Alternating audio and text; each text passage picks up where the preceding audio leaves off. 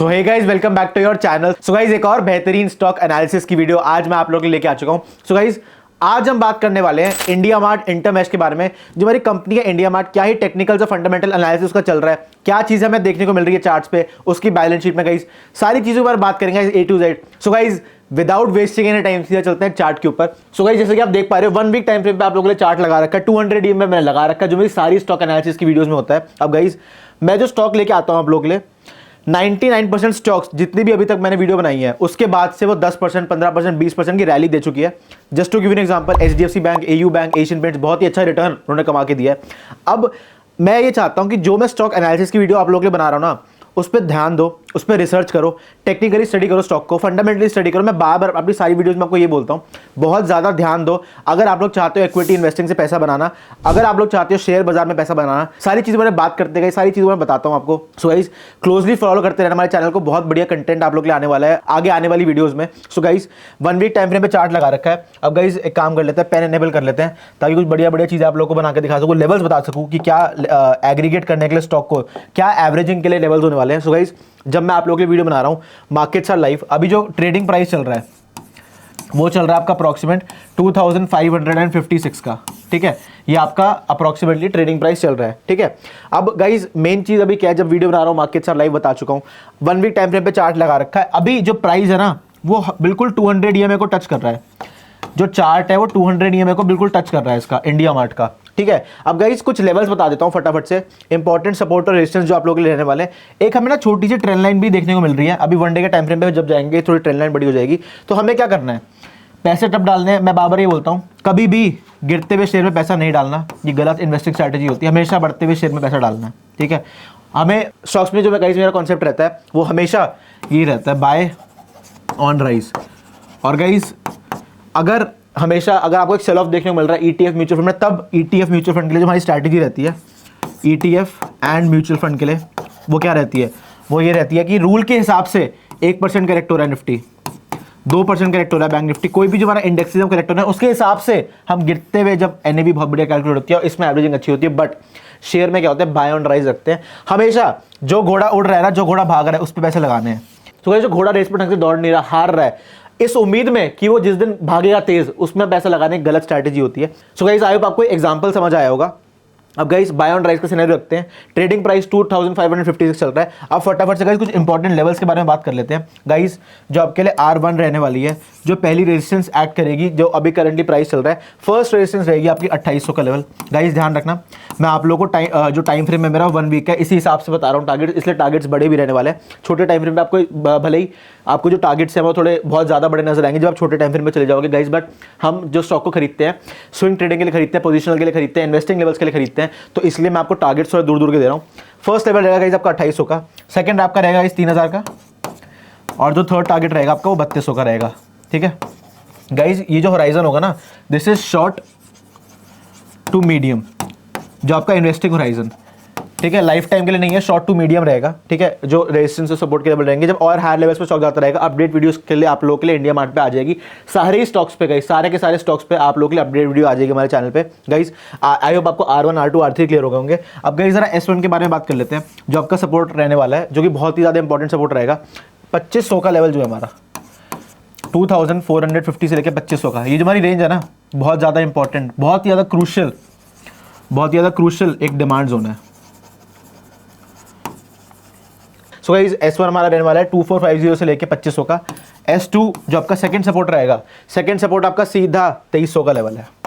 और guys, third support आपका सीधा 2000 का, जो कि बहुत ही ज़्यादा, मतलब probably most important demand zone, most important demand level कह लो, मोस्ट इंपॉर्टेंट। सो गाइस, जो लेवल्स मैंने आपको बताया सपोर्ट रेजिस्टेंस के, अगर कोई होल्ड कर रहा है स्टॉक को, एवरेज करना चाहता है, ये लेवल्स रहने वाले हैं। और अगर मान लो अगर कोई नए पैसा डालना चाहता है स्टॉक में, गाइस पहली बात तो ये सपोर्ट और रेजिस्टेंस के लेवल नोट डाउन कर लेना। अब इनको रिमूव कर रहा हूं मैं। अब जरा चलते हैं 1 डे के टाइम फ्रेम पे। 1 डे के टाइम फ्रेम में आ चुके हैं, चार्ट लोड हो जाए, हो गया 1 डे के टाइम फ्रेम पे, इसको थोड़ा रीसेट कर लेते हैं। इस तरीके का चार्ट देखने को मिल रहा है गाइस इंडिया मार्ट का, ठीक है। सो गाइस, एक ही ऊपर से ट्रेंड लाइन आ रही है हमारी, ठीक है। अब हमें क्या करना है, यहाँ पे ना मल्टीपल रिजेक्शन है, पहली, दूसरी, तीसरी, चौथी, पांचवी। तो हमें क्या चाहिए, हमें चाहिए अप्रोक्सीमेटली 2700 के ऊपर candle sustain plus good volumes. और हमारा जो सेकंड कैंडल का मेरा इन्वेस्टिंग रूल होता है कि अगर एक मान लो 15 मिनट की मान लो कैंडल बन रही है, अगर जो उसके बाद जो सेकंड कैंडल बन रही है ना, जो मेरा सेकंड कैंडल रूल होता है कि वो इस पहले 15 मिनट की कैंडल का ब्रेकआउट या हाई तोड़े, ठीक है, हाई तोड़नी चाहिए, वो हाई तोड़े और उसके बाद सस्टेन करे प्लस गुड वॉल्यूम्स हो, तभी हम इस शेयर में पैसा डालेंगे। मतलब ये जो शेयर है ना, ये इन्वेस्टिंग लेवल्स पता है कब आएगा, वो ये आएगा 2700 के ऊपर। सो गाइज आई होप आपको ये वन डे के टाइम फ्रेम पे लेवल्स क्लियर हो होंगे। मैंने आप लोगों को 1 वीक के टाइम फ्रेम पे भी इसलिए एनालिसिस करके बता दिया था, 1 डे के टाइम फ्रेम पे भी इसलिए मैंने आपको एनालिसिस करके बता दिया ताकि आप लोगों को आसानी हो, दिक्कत ना हो ज़्यादा। सो गाइज अब जरा इसको रिमूव कर देते हैं।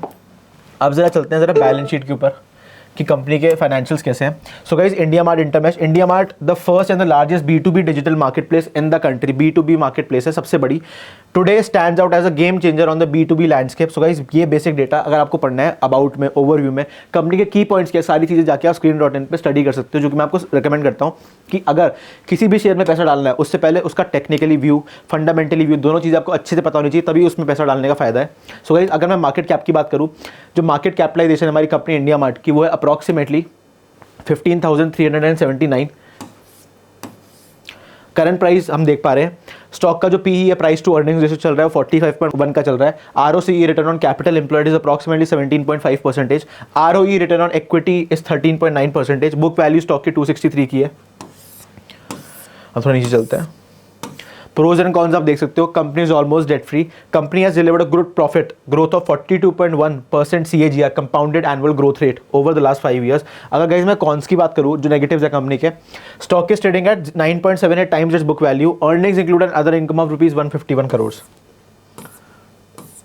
गाइज अगर मैं सेल्स की बात करूं, सेल्स में मार्च 2023 में 256 करोड़ की सेल्स थी, जून 2023 में 268 करोड़ की सेल्स थी, सितंबर 2023 में 281 करोड़ की थी और दिसंबर 2023 में 291। क्वार्टर ऑन क्वार्टर आपको अच्छा इंक्रीज सेल्स में देखने को मिल रहा है। गाइज अगर मैं ऑपरेटिंग प्रॉफिट की बात करूं, मार्च 2023 में 67 करोड़, फिर जून 2023 में 76 करोड़, फिर सितंबर 2023 में 81 करोड़ और दिसंबर 2023 में 87 करोड़ का ऑपरेटिंग प्रॉफिट भी आपको अच्छी तरीके से इंक्रीज होता हुआ दिख रहा है। अब गाइज मैक्सिमम हमारा जो प्रॉफिट बिफोर टैक्स क्लॉक हुआ है वो है हमारे दिसंबर 2023 में, जो कि आपका अप्रॉक्सीमेटली 119 करोड़ का। नेट प्रॉफिट भी अभी तक का जो मैक्सिमम क्लॉक हुआ है वो अगेन आपका दिसंबर 2023 से पहले हुआ है।